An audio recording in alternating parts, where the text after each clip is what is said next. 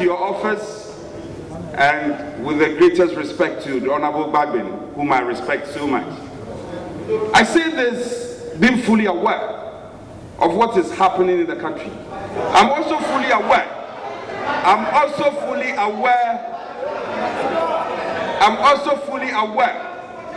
Mr. Speaker, that the matter is... Honorable Member, I asked you a simple question. Give us further and better particulars of the strange judgment that you are talking about. Mr. Speaker, I'm fully aware of the matter. That is the reason why I did not go into specifics. Yes. So if you can kindly allow me to finish, Mr. Speaker, with your kind permission. So you are aware that the matter is pending before court, is that right? Member, please answer the question. You are aware it's pending before court, right? Mr. Speaker, I am not aware of that. I am not aware. I am not even aware of that. Mr. Speaker, with your kind permission, I am not aware of any matter before the law court.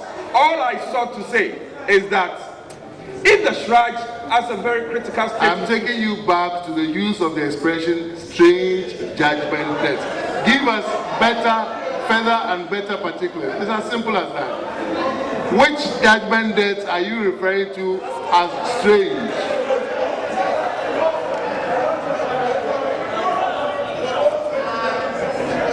Honorable Member, if you can't give us the details, then withdraw. Mr. Speaker,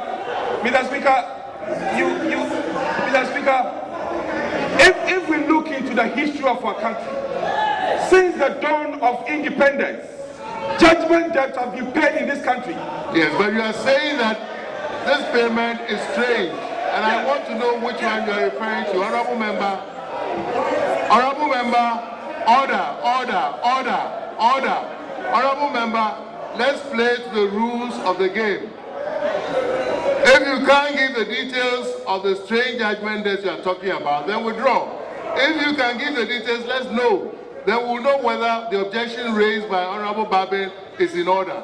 It's a simple thing.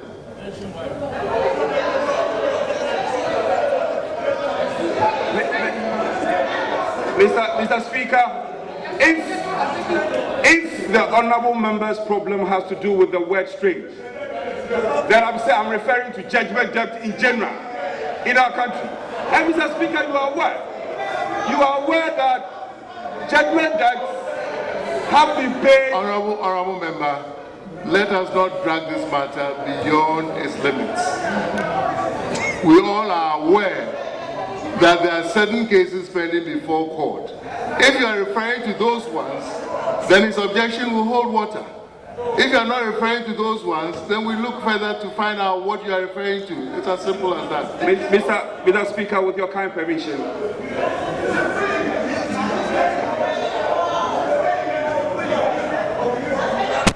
Please answer my question. I'll come to you, Honorable Minority Leader, but please answer the question. Mr. Speaker, with the greatest respect to your high office, since my leader is on the floor, I yield to the leader. Honorable Member, you have made a statement. It is categorical, please. I've seen that the Honorable Minority Leader has risen, but you've made a specific statement, and I've asked you a simple question. Give me the answer, and then we move on.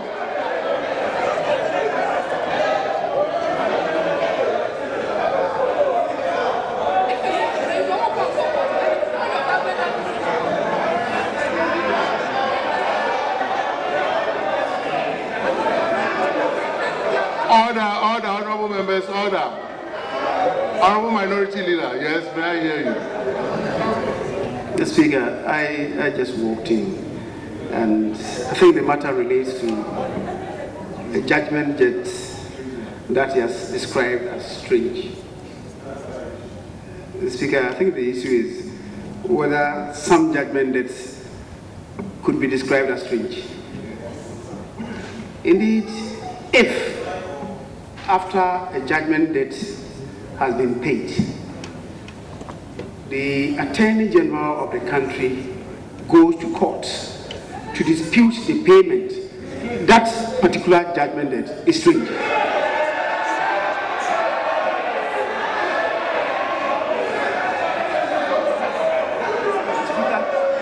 if it is not strange, the Attorney General will not be pursuing it. It is strange. To this nation, it is strange. That particular judgment is strange. Honorable Minority Leader, no doubt about it, but it means that it is pending in court. Mr. Speaker, it means that it is pending in court. Yes. That is the basis for the objection taken by Honorable Babin. Whether it is strange or not is not what matters. If it is pending before court, then we cannot, at this forum, discuss it. Mr. Speaker, from what I am hearing, it's not discussing the merits or demerits of the case. It's only saying that to the extent that some payments have been effected, and to the extent that the state is unsatisfied, and through its Attorney General is pursuing the matter further in court, that judgment debt which has been paid is strange. Honorable Majority Leader. Thank you, Mr. Speaker. You see, Mr. Speaker, there are many things that we can get away with when they are said outside the floor of this House. But any statement that is made on the floor of this House has to be a serious statement and not what takes place in a pedestrian manner outside. Every lawyer knows that a judgment, no matter how strange, wrong you perceive it to, remains a judgment of the court until it is set aside. So you cannot have a characterization of a judgment and its death as strange. Even if the Attorney General is pursuing it in court, the status quo of that judgment remains until a higher concept is applied. And that's why we're saying that anybody can run his commentary in the little drinking bars about judgment death. But it should never go on the record of this House, which is a distinct, separate arm of government, to be questioning the activities of another arm of government that has been validly taken and has not been set aside. So I'm saying that he's completely out of order to be describing a judgment debt as strange. You wait till they have set aside that judgment and the debt associated with it. Then you can run that type of commentary. Mr. Speaker. Yes, Honorable Minority.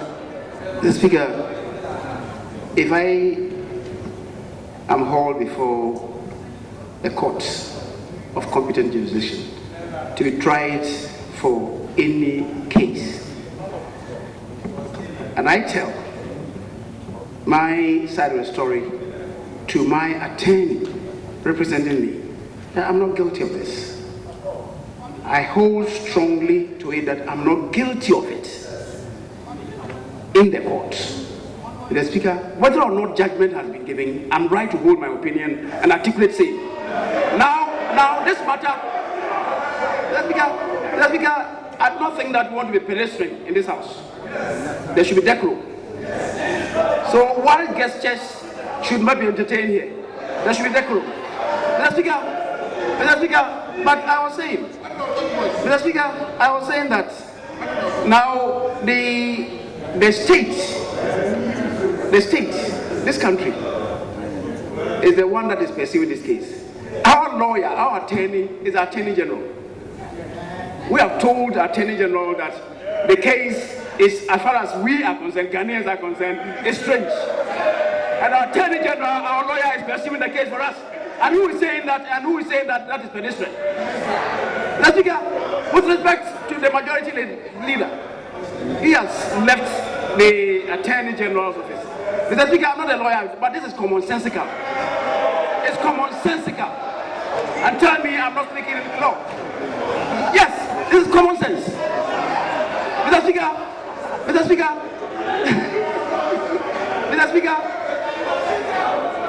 the state, our attorney is our Attorney General. And we, Ghanaians, have told our Attorney General, pursue this case because it is strange. And we are telling our Attorney General, it is strange. We have not erred. Yes, Honorable Majority Leader. Yes, you see, Mr. Speaker rightly I should not be doing what I'm doing with the minority leader, because the honorable minority leader clearly doesn't know what he's saying. The reason I say that is that no matter how intelligent you are, you do not go into professional technical matters. Because if you attempt to do that, you are actually presenting and holding yourself out to be what you are not.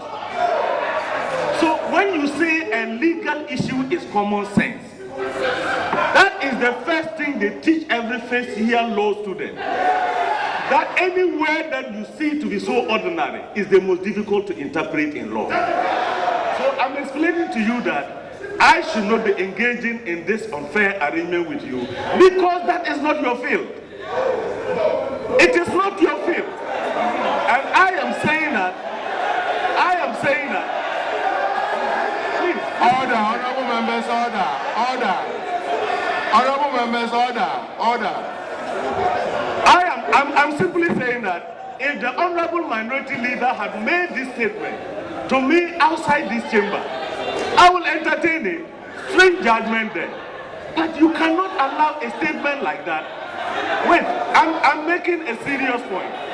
You cannot allow a statement like that to go on the record.